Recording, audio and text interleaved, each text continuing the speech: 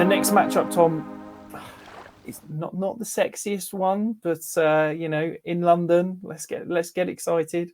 Atlanta at Jacksonville in London. Is there anyone that you're particularly excited to see play this week? Well, I think we all want to see a bigger performance from Calvin Ridley, who leads the league with 4 drops so far, which is definitely a little bit dispiriting after such an incredible first week. But it'll be interesting to see. I mean, both these teams have played in London before. The Falcons were here a couple of years ago. That was where Kyle Pitts got his 1 touchdown that year. The Jags, they've played, this is their 10th game in London. They're 4-5 over the previous 9. So it's not like they have a huge advantage by being in London, despite the fact they've got more familiarity with it. Of course, a big chunk of those 9 games, I mean, we know it. We've been to enough of them. The Jags were just, awful for a lot of them. The Blake Bortles era and stuff. So, yeah, I mean, the Jags, they ranked 10th in success rate on offense. So they're not a bad offense, but they just haven't quite clicked in the way that we thought they might be able to do. I think you look at sort of Travis Etienne, who's seeing 4.3 targets per game, and that's a little bit more than we might have expected when thinking that Tank Bigsby could be taking a bit of that early on in the season.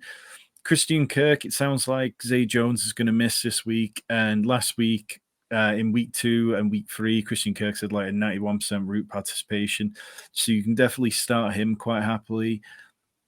I think you can see it, 3 passing touchdowns in 3 games for Trevor Lawrence. That just isn't going to do it. We need to see more from him.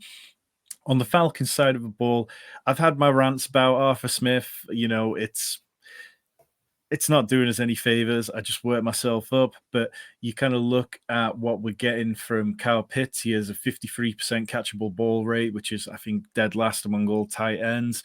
So when we spent the offseason saying it can't get any worse than Marcus Mariota, it actually has got worse than Marcus Mariota. He had about a 63% catchable target rate last year. So they need to get Kyle Pitts going. I don't know why Jonnu Smith is on the field as much as he is, but it would be very nice to see Pitts get sustained targets. We quite often see these coaches, when they want to get players going, we see 2 targets on the opening drive, and then we don't see anything for the rest of the first half, that kind of stuff.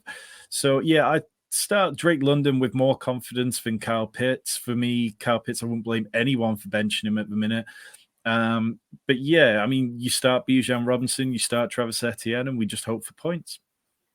Yeah, I really believed in this Atlanta offense coming into the year, and I still believe in the offense, but I don't know if it's going to be able to sustain the fantasy numbers with Desmond Ridder under center. And that's hard for me to admit, because I was really excited about Desmond Ridder coming into the year. But I don't think this offense's problem is Arthur Smith. I think this offense's problem is Desmond Ridder right now. And I think that is the player that's holding it back.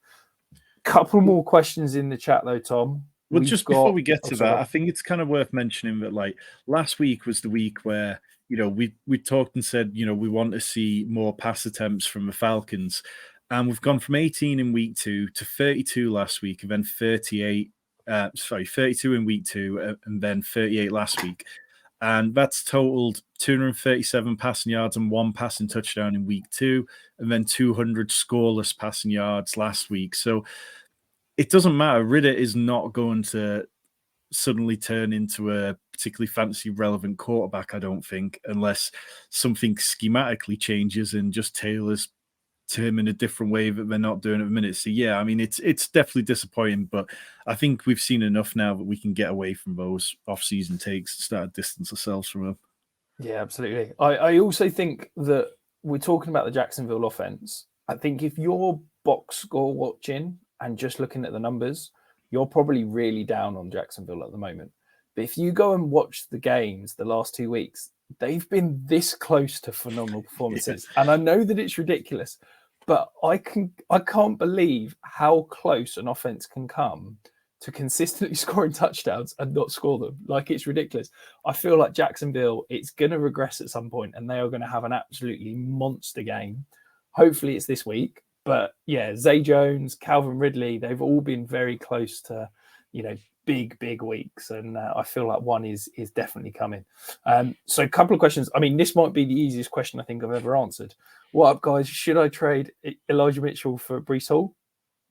Yeah, whatever your format, that's one which I'd be doing simply because we know the ceiling for Breece Hall. Even if CMC gets injured, I'm not sure we're going to see Elijah Mitchell turn into a true ceiling play. And if we're here answering your questions, make sure you hit that like button down below. Yeah, absolutely. That's possibly the easiest accept I've ever seen. And would you trade Zach Moss for Jacoby Myers, or do you think Moss will be the lead back rest of season? I'd be quite happy holding Zach Moss. I think that it's very likely that Jonathan Taylor ends up leaving the Colts. You know, teams don't want to trade for a player who's on injured reserve. It just wouldn't make any sense. So now that we're at a point where Jonathan Taylor can come off that, and by all accounts, he's actually passed his physical and he's healthy, I expect there to be a bit of movement there, particularly with some of the running back injuries we've had around the league. So yeah, I'd hold on to Moss personally. Yeah, I'm really, really intrigued by this Jonathan Taylor situation. I think he's definitely playing week 5, but I don't think it's definitely on the Colts. So yeah, I think I'd be holding Zach Moss just because, we've seen it the last couple of weeks. If Jonathan Taylor does end up getting traded, I think Zach Moss is dare I say it, top 12 running back rest of season, and that's an awful lot more value than Jacoby Myers. And then final question for the minute, we've got out of Collins, Dell, Sutton, and Pickens, what 2 would you start? I think I'd lean Nico Collins and George Pickens there. I think Marvin Mims is going to start seeing a bigger increase in his workload. And much as I like Tank Dell, Nico Collins is the wide receiver 1 there. Yeah, I've got Sutton and Pickens for me this week, but Sutton and Collins and Dell are all very close. Pickens is a definite smash out of those 4.